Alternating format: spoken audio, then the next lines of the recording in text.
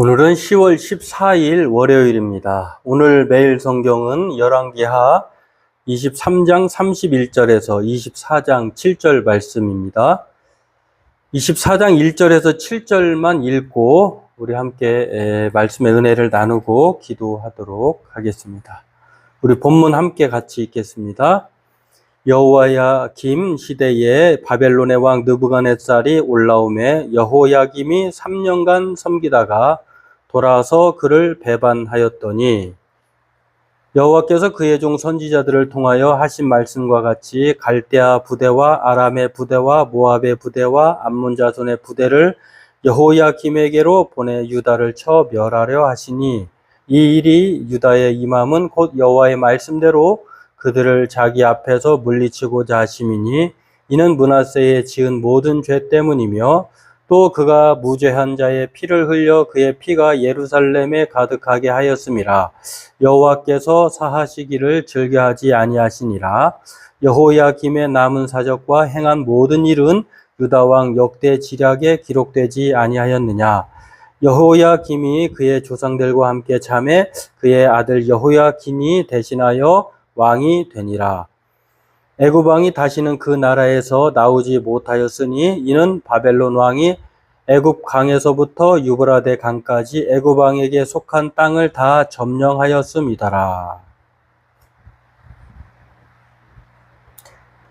네, 오늘은 유다 왕 요시야의 왕의 아들인 네 아들이 있었는데요. 그 중에 첫째가 요하난이고 여호야김이고 시드기야고 넷째가 여호아하스인데 이 넷째 아들 여호아하스하고 그의 둘째 아들 그다음에 여호야김 그리고 여호야김의 아들 여호야긴이 긴에 관한 이 유다 왕들에 대한 내용들입니다. 오늘 이것을 살펴보고 함께 은혜 나누기를 원합니다. 우리가 계속해서 열왕기 하에 대한 내용들 상이나 하나 이스라엘의 북이스라엘과 남유다의 왕들에 대한 이야기들을 살펴보고 있는데요. 우리가 잘 알다시피 북이스라엘과 남유다가 이제 분열 왕국이 되었는데 북이스라엘 왕국은 19명의 왕들, 또 남유다의 왕들은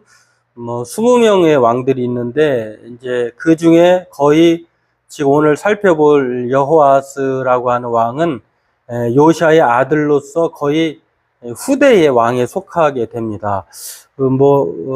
이렇게 왕들의 연대가 솔로몬 이후에 남과 북으로 나누어져 가지고요.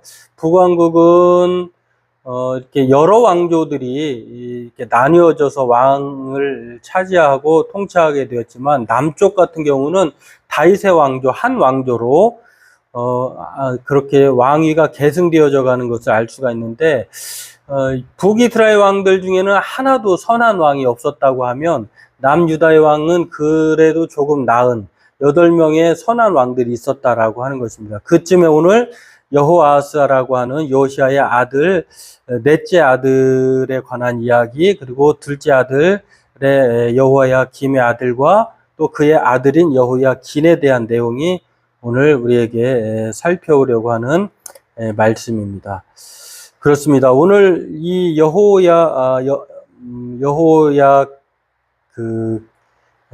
여호아스라고 하는 이 요시아의 네 번째 그 아들이 형들보다도 왕이 되죠. 이제 그 이유는 여러 가지가 있겠습니다만 그 정도로 형들을 이겨내고 왕이 되었다고 하는 것은 그 정도로 뛰어날 수도 있지만 그 왕에 대한 욕심이 있었다고도 알 수가 있겠죠. 그런데 중요한 거는 요시아의 네 아들 모두 다 요시아처럼 선하지 않았다라고 하는 것입니다.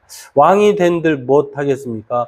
아버지의 업적 요시아 같은 경우는 선한 왕 중 8명의 선한 왕 중에 한 명이었는데 종교개혁을 통해서 또 하나님의 말씀을 회복하고 그렇게 하나님이 기뻐하시는 일들을 많이 했는데 그의 아들들이 아버지의 그 통치를 이어가지 못하고 네 번째 아들인 여호아스도 23살의 왕이 되었지만 짧은 3개월밖에 다스리지 못합니다. 그렇게 되자 이제 그 이유는 우리가 본문에서 읽었습니다만 바벨론의 침공을 받는 것이죠. 뭐 악하기로 소문난 것에 대해서 하나님은 여지없이 북이스라엘이든 남유다든 죄를 물으셨다라고 하는 것.